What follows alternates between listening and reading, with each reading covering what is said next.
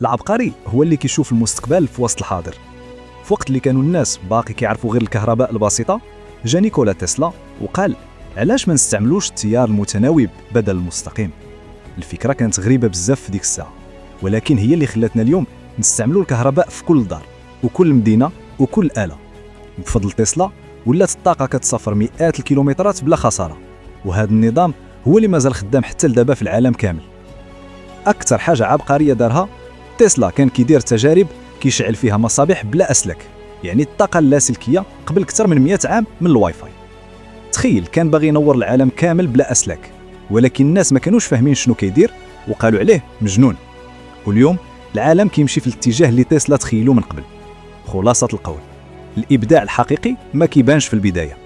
الناس كيسخروا منك حتى يجي النهار اللي كيعترفوا فيه أنك كنتي سابقهم جميع. بغيتي تعرف على المعلومات أكثر؟ اشترك في القناة وكون فرد من أفراد عائلة فكرة وإبداع. شكرا لك.